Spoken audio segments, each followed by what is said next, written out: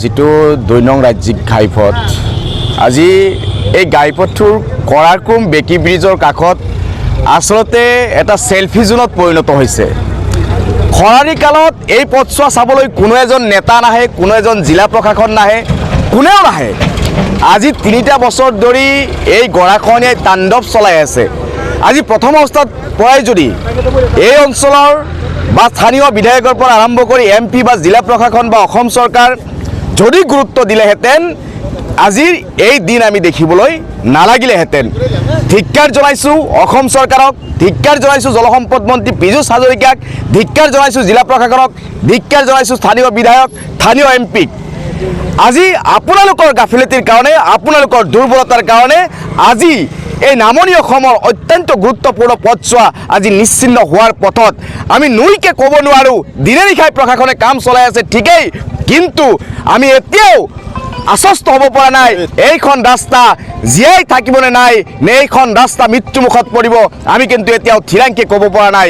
গতিকে আজি বহুতো নেতা আহিছে, আপোনালোকে দেখিছে সংবাদ মাধ্যমৰ বিভিন্ন পৰ্যায়ৰ নেতা আহিছে, সৰুৰ পৰা আৰম্ভ কৰি ৰৌ বৰালি ডাঙৰ ডাঙৰ নেতা আহিছে, জিলা প্ৰশাসনৰ মানুহ আহিছে। ক'ত গৈছিল এইকেইদিন? 3 বছৰ, প্ৰত্যেক বছৰে 6 মাহ খৰালি কাল থাকে। খৰালি কালত কিয় ব্যৱস্থা নললে? আজি বাৰিষা কালত আজি মৃত্যু যন্ত্ৰণাত এই পথছোৱা ছটপটাই আছে। এই অঞ্চলৰ মানুহৰ মাজতে হাহাকাৰ পৰিৱেশৰ সৃষ্টি হৈছে। এই অঞ্চলৰ মানুহ ৰাতি টোপনি যোৱা নাই। এই বেকীৰ সিফালে থকা গাঁওখন কেইবাখনো গাঁও আজি মানুহ ৰাতি টোপনি আহিব পৰা নাই। তেওঁলোকে কেতিয়া তেওঁলোকৰ ঘৰ বাৰী উটুৱাই লৈ যায় কোনো নিষ্ঠা নাই। তেওঁলোকে দিনে নিশাই চিন্তা কৰি থাকিব লগা হৈছে। গতিকে এই মুহূৰ্তত এটাই দাবী জনাম, আমি কাকো গালি সপনি পাৰিবলৈ ইয়াতে অহা নাই। আমি ৰাইজৰ দলৰ পৰা এটাই আহ্বান জনাবলৈ আহিছোঁ যে আপোনালোক সকলো ৰাজনৈতিক দল একত্ৰিত হৈ, বিভিন্ন সংগঠন একত্ৰিত হৈ সকলোৱে হাতে হাত ধৰি এই পথছোৱা বচোৱাৰ কাৰণে আপ্ৰাণ চেষ্টা কৰক আৰু হজুৰে এক দাবী উত্থাপন কৰক।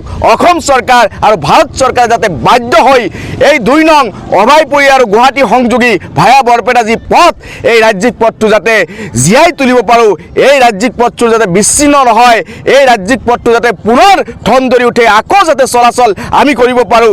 কাৰণ অত্যন্ত গুৰুত্বপূৰ্ণ পথছোৱাৰে দিনে নিশাই লক্ষাধিক মানুহ অহা যোৱা কৰে। ইয়াতে ফখৰুদ্দিন আলী আহমেদ মেডিকেল হস্পিটেলৰ পৰা আৰম্ভ কৰি বিভিন্ন বৰপেটা টাউনত উচ্চ শিক্ষাৰ প্ৰতিষ্ঠান আছে, ছাত্ৰ ছাত্ৰীৰ পৰা আৰম্ভ কৰি বিভিন্ন ৰোগীসকল বৰপেটা অভিমুখে যেতিয়াই যাত্ৰা কৰিব লগা হয় তেতিয়াই এই পথছোৱা তেওঁলোকে ব্যৱহাৰ কৰে। গতিকে এই পথছোৱাত লাহেকত মই এটাই দাবী জনাম, জিলা প্ৰশাসনৰ পৰা আৰম্ভ কৰি অসম চৰকাৰ আৰু ভাৰত চৰকাৰ জলসম্পদ মন্ত্ৰী সকলোৱে একেলগে এই পথছোৱাৰ কাৰ্যকৰী পদক্ষেপ হাতত লৈ যাতে এই পথছোৱাৰ অৱস্থা এনেকুৱা হুঁচৰীয়া হৈ নাথাকে, পুনৰ যাতে এই পথছোৱাৰে আমি চলাচল কৰিব পাৰোঁ তাৰ ব্যৱস্থা কৰাৰ কাৰণে হজুৰে দাবী উত্থাপন কৰিছোঁ।